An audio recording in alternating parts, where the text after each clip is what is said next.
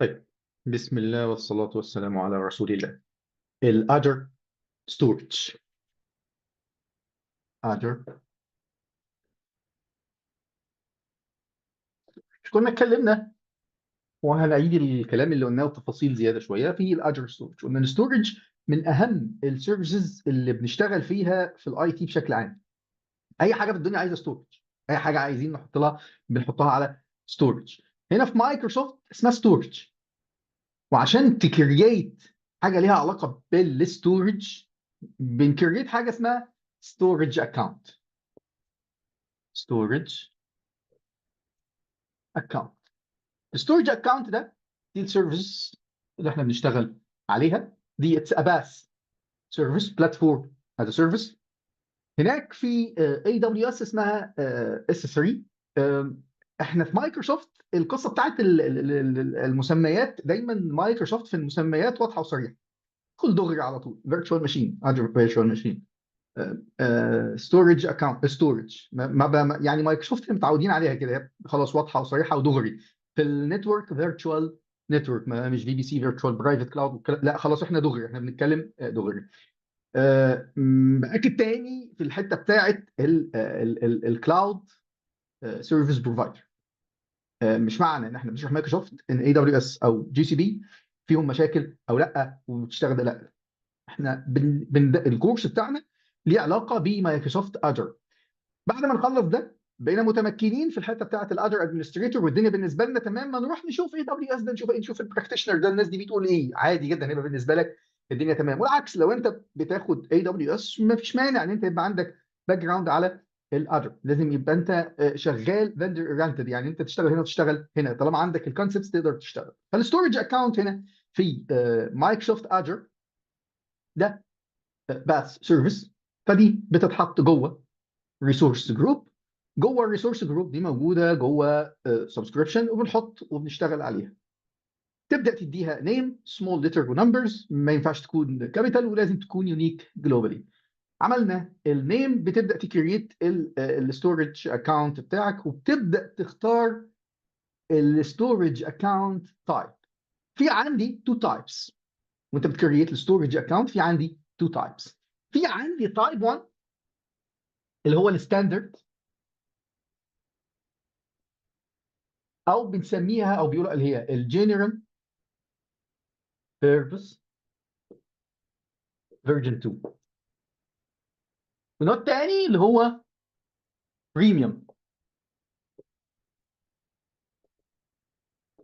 ففي عندي الستاندرد او الجنرال بيربس اللي هي الجي بي فيرجن 2، والبريميوم ده هنا ارخص بمراحل من البريميوم. وده في كل الانواع اللي هنتكلم عليها دلوقتي، لكن ده بيكون في ثلاثه بس اللي هم البلوك بلوك والبيج بلوك والفايل شير.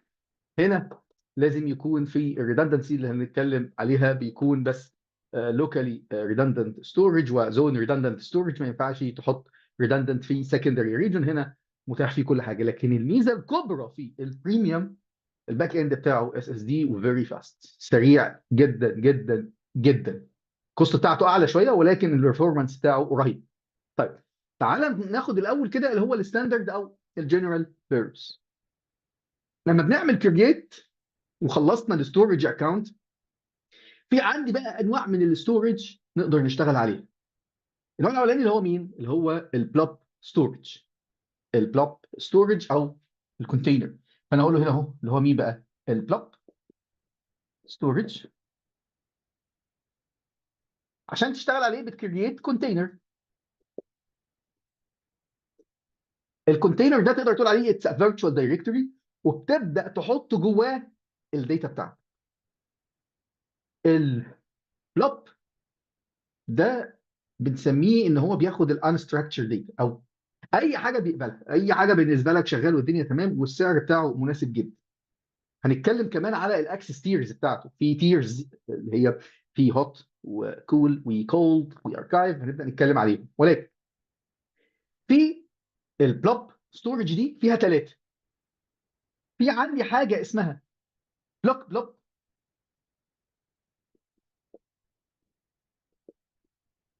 في عندي حاجه اسمها بيج بلوك، في عندي حاجه اسمها append block. حلو الكلام. طيب البلوك ده بنحط فيه كل حاجه، كل الانواع، يعني اللي هي بنسميها unstructured data.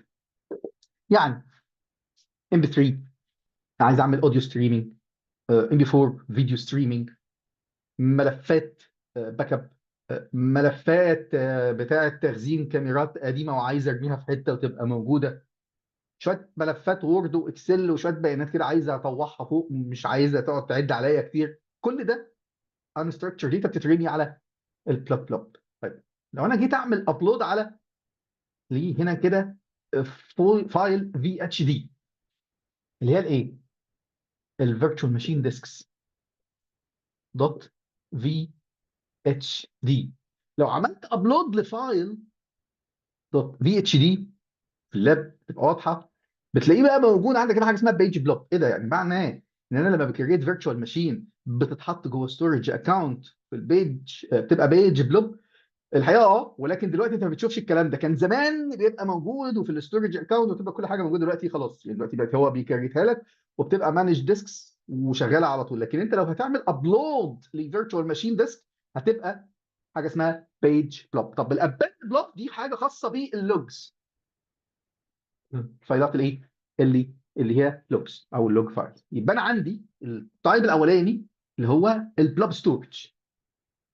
جوه البلوب ستورج بتكريت كونتينر. ده ايه؟ ده فيرتشوال دايركتوري. بعمل كونتينر اسمه بلوك 1 بلوك 2 ميديا اوديو فيديو، اي حاجه من الحاجات دي كلها، فايلز باك اب شير، اي حاجه من الحاجات دي كلها تبدا تحط الفيرتشوال دايركتوري ده، تبدا تعمل ابلود. طب بعمل ابلود بايه؟ احنا لحد دلوقتي خدنا ان احنا نعمل ابلود من خلال البراوزر. ان انت من خلال البراوزر بتاع فاتح انت من اي براوزر وداخل بيه الاكونت بتاعك بتابلود من خلال البراوزر. لكن في طرق تانية ان انا اقدر اعمل ابلود من خلال السي ال اي، الكوماند لاين انترفيس، في كوماند اللي هو الايزي كوبي، او من خلال حاجه اسمها مايكروسوفت اجر ستورج اكسبلورر. الستورج اكسبلورر ده تقدر تلوجن بيه بالاكونت بتاعك وتدي له الاكسس كي، وده اللي هنتكلم عليه في السيشن اللي جاي ان شاء الله. طيب النوع الثاني، النوع الثاني من الستورج تايبس، في عندي بقى حاجه اللي هي مين بقى؟ اللي هي الاذر فايلز،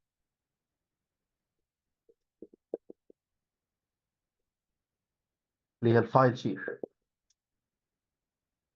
ده ايه بقى؟ ده التراديشنال فايل شير. الميزه بتاعته ان هو بيقدر يشتغل اس ام بي و ان اف اس. اس ام بي طبعا ده بتاع ويندوز، وده بتاع اليونكس بيزد، اللي هي اليونكس واللينكس والاي اكس والكلام ده. طبعا ده البورت بتاعه 445 وده 2049. البورتات بيشتغل الاثنين. يعني ده بيأكت از التراديشنال فايل شير بتاعنا. بتكريت فايل شير، تدي له النيم بتاعه، وبعد ما بتدي له النيم بتدي له، ممكن تدي له كوتا، ممكن تدي له كل حاجه من الحاجات اللي انت عايزها دي، وبعد كده بتقول له كونكت على ماشين. هكونكت على ماشين ازاي؟ بيديك سكريبت كده، تاخد السكريبت ده تحطه في الباور شيل اللي بيعمله لك از ماب درايف جوه الماشين بتاعتك دي. طيب الماشين دي اللي هي ايه؟ اي ماشين.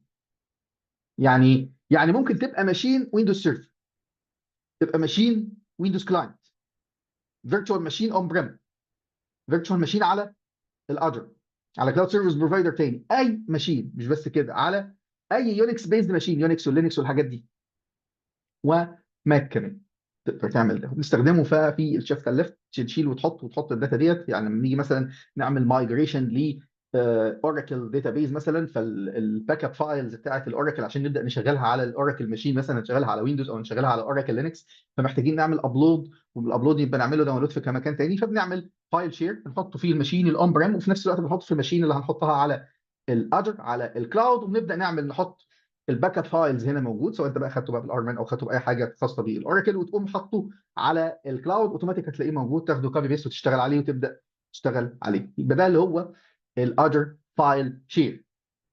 والاذر فايل شير في سيرفيس ثانيه بتشتغل عليه اسمها الاذر فايل سينك، ودي خاصه بالويندوز سيرفر فقط، ودي هناخدها ان شاء الله في الجزء الثاني من السيشن، اللي هي الاذر فايل سينك. طيب بعد كده، بعد الفايل شير، في عندي حاجه اسمها الاذر كيو. ايه الاذر كيو؟ لو انا عندي ابلكيشن بيبعت مسجز، والمسجز دي بتتحط في كيو، وليكن مثلا اي سوفت وير او اي اب من الاونلاين ستورز، زي مثلا نون، او زي امازون، او ابلكيشن زي طلبات. امازون مقاطعه. طيب ابلكيشن زي طلبات، فاحنا لما تعمل الاوردر، ففي بيبعت لك اس ام اس، فالاس ام اس دي بتجي لك على الموبايل بتاعك، فيها التفاصيل بتاعه الاوردر دي بتاعك. طيب في الدقيقه دي ممكن يبقى أنا عندي 100 اوردر هيطلعوا. طيب المسجز دي بتبقى متخزن الكونتنت بتاعها فين؟ بيبقى متخزن جوه اري. الناس الديفلوبرز عارفين كويس الكلام دوت، بيتخزن جوه اري، فالاري دي تبقى واخده من الريسورسز بتاع الابلكيشن سيرفر اللي بتحط فيه الاري ده، من الرام ومن الداتابيز ومن الديسكس، وبعد كده بتروح عشان تتبعت على الاس ام اس جيت واي عشان تبدا تتبعت للراجل اللي عمل الاوردر او الشخص اللي عمل الاوردر ده. طب ما ده بيستهلك ريسورسز وبيستهلك حاجات كتير جدا.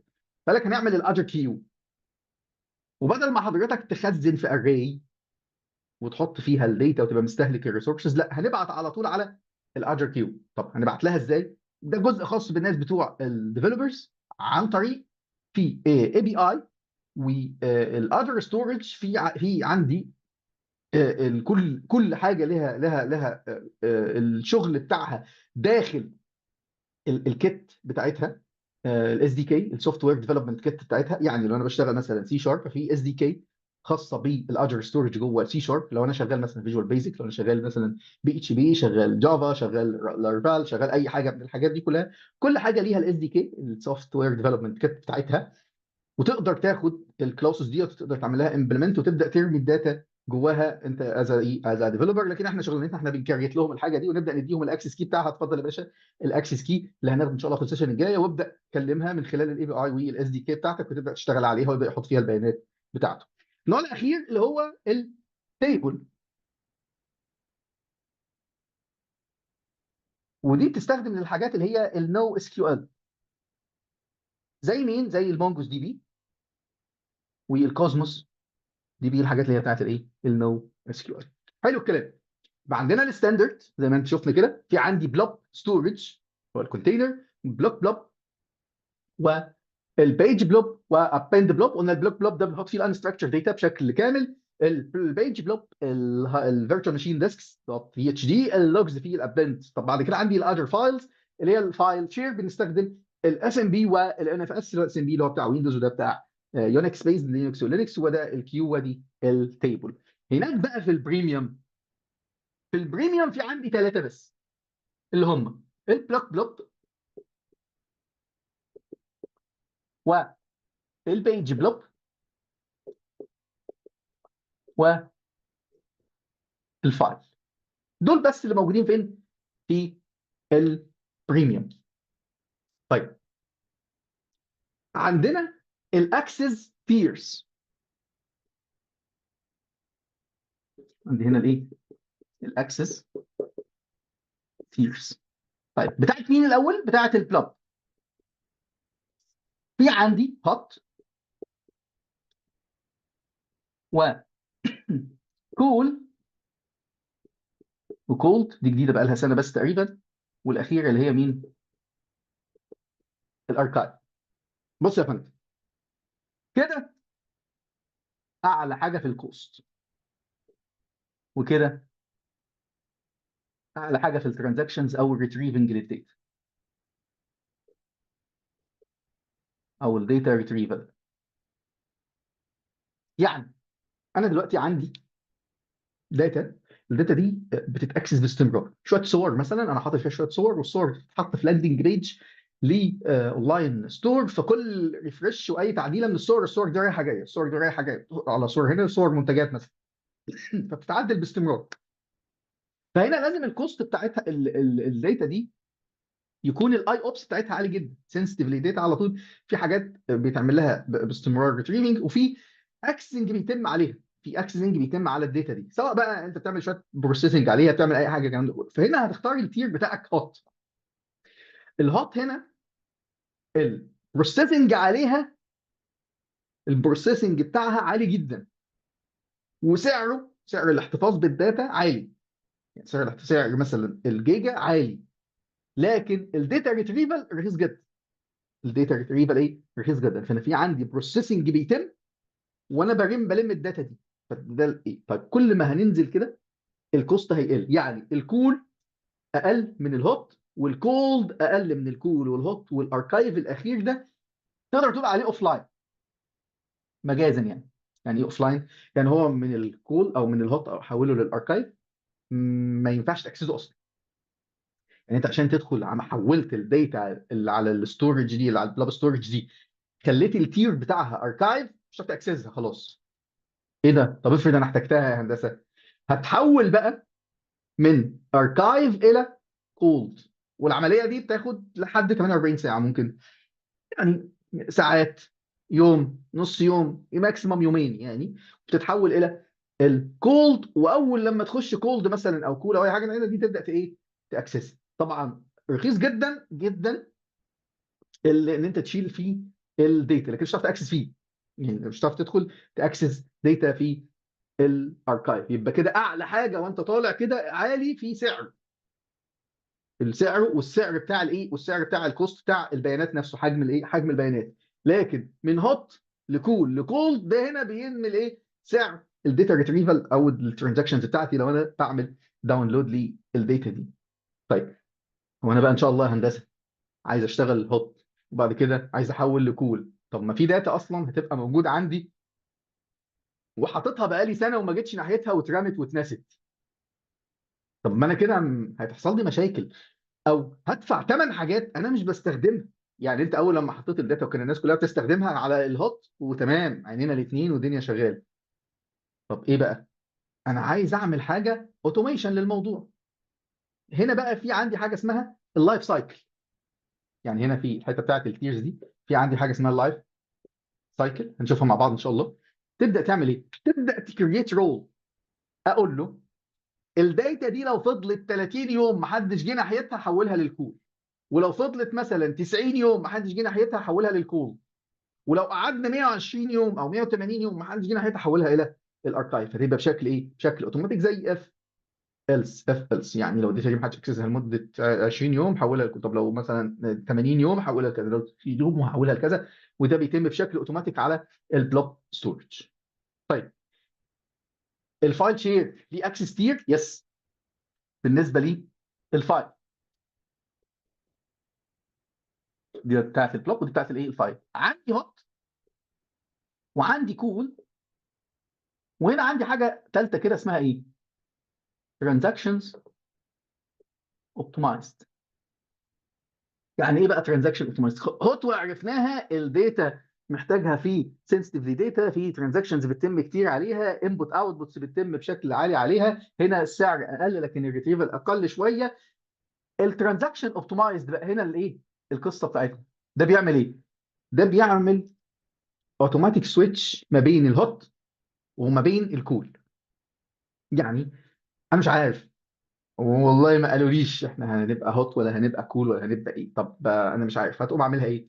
ترانزاكشن اوبتمايز. يعني ايه ترانزاكشن اوبتمايز؟ هو بيسويتش اوتوماتيك في الباك اند ما بين الهوت وما بين الكول. طب بنعمل كل الكلام ده ليه؟ ما احنا اتكلمنا في الاول بقى خالص واحنا شغالين، الكوست فاكتور مهم جدا جدا جدا في شغلنا في الكلاود. مش مجرد ان احنا بنحطه وبنشغل يا باشا ده ندب واشتغل. كان معايا واحد مره بياخد كورس معايا في الاجر، كان في المانيا، وعمل بريميوم وخلاها 100 تيرا ما شاء الله. يعني هو عمل فايل شير 100 تيرا خلال يوم تقريبا، كان حوالي 200 يورو تقريبا حاجه كده يعني. لم ليه؟ لان الاستورج هو انت حجزت ال 100 تيرا فبيحاسبك عليها باليوم. فقاعدين عمال ايه؟ عمال يلم، عمال يلم. فانت ايه؟ هو ما عملش الديزاين بتاعه صح او ما جربش صح. البريميوم دي بنروح لها لما تكون انت محتاج لها. ولو انت مقلق من موضوع الكوست او انت مش عارف موضوع الكوست وانت شغال، هنروح على مين؟ على البرايسنج كالكوليتور بتاعت اجر. البرايسنج كالكوليتور، وهتفتح البرايسنج كالكوليتور وانا عايز الستورج اكونت. طب انا هختار البلوك، طب المساحه قد ايه، طب الاكسس تير كذا، يقوم جايب لك الكوست بتاعتها تبدا تشتغل عليها. طيب القصه بتاعت الريدندنسي، القصه بتاعت الريدندنسي، الستورج اكونت ايه؟ ريدندنسي. الديفولت ال ار اس يعني القصه بتاعت الريدندنس دي عندي حاجه اسمها ايه؟ ال ار اس، لوكالي ريدندنت ستورج. ده بيعمل ايه؟ ده بيحط لك في نفس الريجن، في البرايمري ريجن، ثلاث نسخ، كل نسخه فراك. ثلاث نسخ، كل نسخه في ايه؟ فراك. ده الايه؟ ال ار اس. طيب في عندي زي ار اس، زون ريدندنت ستورج. وقلنا ايه زون دي؟ في نفس الريجن مالتيبل داتا سنترز، ثلاثه داتا سنترز مثلا، كل داتا سنتر منهم منفصله عن الثانيه في الكهرباء وفي الجزء بتاع الكولينج والجزء بتاع النتوركينج، منفصلين. فدي بنسميها availability zone 1، availability zone 2، availability zone 3. بحيث لو انا في الريجن مثلا في ويست يوروب، في نيذرلاندز، في عندي 3 availability zones. الافيلابيلتي زون 2 دي وقعت، الاثنين التانيين دول شغالين. فهو بيعمل ايه؟ بيرمي نسخه في availability zone 1، نسخه في availability zone 2، ونسخه في availability zone 3. طيب قال لك انت ممكن تعمل redundant في secondary region. يعني ايه؟ بنسميها بقى ايه؟ جي ار اس، اللي هي جيو ريدندنت ستورج. دي فين؟ في سكندري ريجن. طب انا بختار السكندري ريجن؟ لا، هو بيختارها لك بناء على الاقرب والأقرب بالنسبه للداتا سنترز بتاعته. يعني لو انت اخترت مثلا في البرايمري ريجن في ويست يوروب، هيوديها لك هنا في نورث يوروب، اللي هي نيذرلاندز وايرلندا. طيب بيفيدني بقى في ايه؟ يفيدك ان لو انت الريجن دي كلها وقعت، مش موجوده، مش متشافه، انت الداتا بتاعتك هتشتغل هناك في السكندري ريجن. فبيحط ثلاث نسخ هنا وفي ثلاث نسخ هنا. في عندي بقى هنا بقى ايه؟ جي زي ار اس، جيو زون ريدندنت ستورج. بيعمل ايه بقى؟ في البرايمري ريجن بيحط فيه ثلاثه زون، زون 1، زون 2، زون 3، ثلاث نسخ.